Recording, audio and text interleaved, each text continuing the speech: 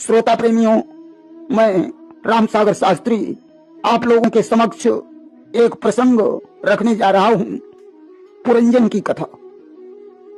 देखिए, एक बार की बात है, पुरंजन नाम का एक राजा हुआ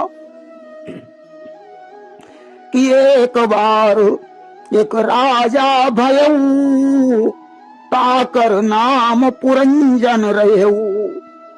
पुरंजन काम क्रोध लोभ मोह से भरा हुआ था। पुरंजन का मित्र अभिज्ञात बड़ा अच्छा मित्र था। पुरंजन अपने मित्र को बहुत चाहता था कि अति प्रगाढ़ तिनके मिताई, संग ही सदा रही दिन राई। दोनों में इतना प्रेम था कि रात दिन साथ ही साथ रहते थे। सत्य ही कहा गया है कि होनी को कौन टाल सकता है कि किसकी कहां चली है भाभी के सामने, भाभी भी झुक गई है भाभी के सामने।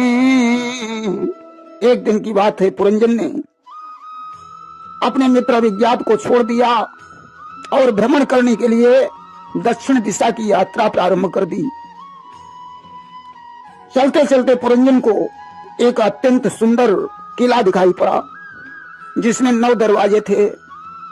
किला देखकर पुरंजन रुक गया, विचार करने लगा, कितना सुंदर किला है, ऐसा किला तो सिर्फ मेरे पास होना चाहिए।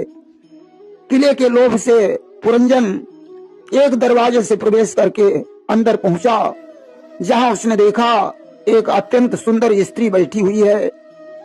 आज उस स्त्री के रूप को देखकर पुरंजन मोहित हो गया। उसने पूछा, सुंदरी तुम कौन हो, तुम्हारे माता पिता का क्या नाम है, यह किला किसका है जिसमें तुम ठहरी हुई हो। सुंदरी ने कहा, मैं इतने सारे प्रश्नों का उत्तर नहीं दे सकती हूँ, मुझे अपने माता पिता का नाम भी नहीं मालूम है। मैं तो सिर्फ इतना जानती हूँ कि मेरा विवाह अभी नहीं हुआ है, कि माँ तो पिता की सुधि मोहि नाही, और शादी ब्याह भयो कछु नाही। यह मकान किसका है मैं नहीं जानती हूँ। हाँ, मेरी रक्षा करने के लिए 5 फन वाला सर्प दरवाजे पर पहरा देता है। पुरंजन ने कहा, सुंदरी मेरी तो ऐसी इच्छा है, तुम मेरे साथ विवाह कर लो। कि उर इच्छास करऊ विवाह, अपूर्व सुंदरी मोर उछाहू। पुरंजन बोला, सुंदरी मैं भी एक राजकुमार हूँ। स्त्री ने कहा, राजन मैंने एक प्रतिज्ञा की है, जो इस मकान में रहना स्वीकार करेगा उसी के साथ मैं अपना विवाह कर लूंगी। पुरंजन ने कहा, इसमें कौन सी बड़ी बात है, मैं अपना महल छोड़कर इसी महल में रहने लगूंगा। आज तो आज दोनों का गंधर्व विवाह हो गया। पुरंजन उसी किले में रहने लगा। पुरंजन अपनी पत्नी को बहुत चाहता था, बिना पूछे कोई काम नहीं करता था। धीरे धीरे बाल बच्चे वाला हो गया। एक दिन की बात है कि एक रोज आखेट का साज सभी सामान, वीर पुरंजन ने किया बन की ओर पयान। पुरंजन ने अपनी पत्नी से नहीं पूछा और शिकार खेलने चला गया। अब तो पत्नी गुस्से में होकर कोप भवन में जाकर लेट गई। पुरंजन उसे मनाने के लिए गया कि जाए समीप कही मृदुबानी, और कहा प्रिया के ही काज रिसानी। पुरंजन ने कहा, प्रिय आज तुम गुस्से में क्यों हो गई। उसने कहा, तुमने मुझे बताया नहीं और शिकार खेलने चले गए। पुरंजन ने कहा, देवी क्षमा करो, आज के बाद ऐसी गलती नहीं होगी। धीरे धीरे वृद्धावस्था आ गई, परंतु पुरंजन विषयानंद में ही लिप्त रहा। एक बार की बात है, बल्कि पुत्री मृत्यु अपने लिए वर ढूंढ रही थी। अब मृत्यु के साथ कौन विवाह करे, सभी ने विवाह करने से इनकार कर दिया। तब तक देवर्षि नारद हाथ में वीणा लिए हुए नारायण नारायण करते हुए उसके पास आ गए। मृत्यु ने देवर्षि नारद से कहा, मुझसे कोई विवाह ही नहीं कर रहा है, ऐसा करो देवर्षि, तुम मेरे साथ विवाह कर लो। नारद ने कहा, नारायण नारायण, क्षमा करो देवी, मैं कैसे विवाह कर सकता हूं, मुझे तो विरक्त रहना ही अच्छा लगता है। मृत्यु ने कहा, मुझे पूर्ण विश्वास था कि तुम मेरे साथ विवाह कर लोगे। अब मैं तुम्हें श्राप देती हूं कि तुम 2.5 घड़ी से अधिक एक जगह पर नहीं रुक पाओगे। यदि रुकोगे तो तुम्हारे मस्तक में पीड़ा होने लगेगी। नारद ने उसका श्राप सिरोधार्य कर लिया और कहा, देवी, प्रज्वार नामक एक गंधर्व है जिसके कोई बहन नहीं है, तुम प्रज्वार की बहन बन जाओ। प्रज्वार प्रतिदिन एक पुरुष तुम्हारी सेवा में लाता रहेगा, क्योंकि तुम्हें गले लगाते ही उसकी मृत्यु हो जाएगी और तुम्हें दूसरे पति की तलाश होगी। बात समझ में आ गई। देवर्षि नारद तो वहां से चले गए। मृत्यु प्रज्वार नामक गंधर्व के पास गई। गंधर्व ने उसे अपनी बहन स्वीकार कर लिया और जरा नामक दासी को बुलाया और बोला, अब तुम मेरी बहन मृत्यु के लिए एक सुंदर पुरुष तलाश करो।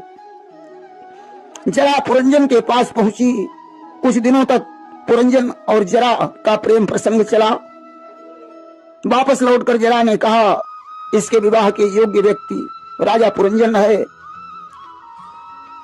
जरा ने उस किले का पता बता दिया जहां पुरंजन रहता था। आज प्रज्वार ने 360 गंधर्वों को साथ में लिया, पुरंजन से लड़ने के लिए चल पड़ा। किले को चारों तरफ से घेर लिया, परंतु पुरंजन बाहर नहीं निकला। 5 फन वाला सर्प युद्ध करता रहा। आज वह सर्प भी युद्ध करके थक गया और एक वृक्ष पर चढ़ गया। गंधर्वों ने किले में आग लगा दी। पुरंजन परिवार समेत उसमें जलकर भस्म हो गया। कहा गया है, अंत काले या मति सा गति। अंत काल में जैसी मति होती है वैसी ही उसकी गति होती है। अस्तु पुरंजन मरकर दूसरे जन्म में राजा विदर्भ की पुत्री बना, क्योंकि मरते समय पुरंजन का ध्यान अपनी पत्नी पुरंजनी में लगा रहा, इसलिए स्त्री के रूप में इसका जन्म हुआ। राजा विदर्भ ने देखा पुत्री विवाह के योग्य हो गई है, तो पांचाल देश के राजा मलयध्वज के साथ उसका विवाह कर दिया। अनेक पुत्र पुत्रियों का जन्म हुआ। बहुत दिनों के बाद राजा मलयध्वज ने अपने बड़े पुत्र को राज सिंहासन पर बैठा दिया और पत्नी सहित तपस्या करने के लिए चले गए। वहीं योगाभ्यास करके राजा मलयध्वज ने अपने शरीर को छोड़ दिया। रानी बड़ी दुखी हुई। उसने पति के सबके साथ सती होने का विचार किया, परंतु मोह के कारण चिता में आग नहीं लग सकी। आज विलाप कर रही थी, तब तक अभिज्ञात आ गया। उसने उस रानी को पहचान लिया कि यह मेरा मित्र पुरंजन है। स्त्री के मोह में पड़कर इसे स्त्री योनि प्राप्त हुई है। अभिज्ञात ने पुरंजन से कहा, मित्र मुझे पहचानो, मैं अभिज्ञात हूँ। तुमने स्त्री प्रेम बस स्त्री योनि प्राप्त की है, मोह को छोड़ो।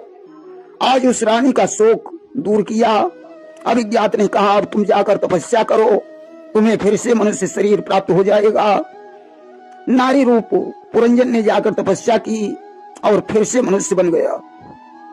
सज्जनों, इस कथा को आध्यात्मिक रूप से यदि हम देखें तो संसारी जीव ही पुरंजन है, और पुरंजन का जो मित्र अभिज्ञात जहां दिखाया गया है वही भगवान है। किले के 9 द्वार जो बताए गए हैं वे इंद्रियों के 9 द्वार हैं। आंख में 2 छिद्र, नाक में जो 2 छिद्र, कान के 2 छिद्र, मुंह का 1 छिद्र, लिंग का 1 छिद्र, गुदा का 1 छिद्र, ये 9 द्वार बताए गए हैं। 10वां द्वार ब्रह्मांड का है जो बंद रहता है। इस द्वार से जिसकी मृत्यु होती है वह पुरुष आवागमन से रहित हो जाता है। देखिए, 5 प्राण ही 5 फन वाले सर्प हैं। काल ही गंधर्व राज है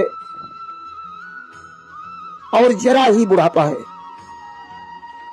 पुरंजन ने जिस स्त्री से विवाह किया था वह स्त्री ही बुद्धि है।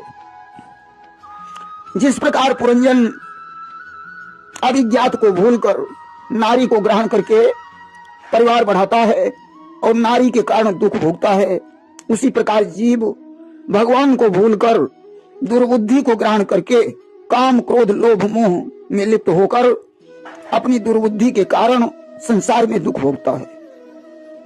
अंतकाल में मनुष्य का ध्यान सिर्फ परमात्मा में ही होना चाहिए, अन्यथा उसकी सद्गति नहीं हो सकती है।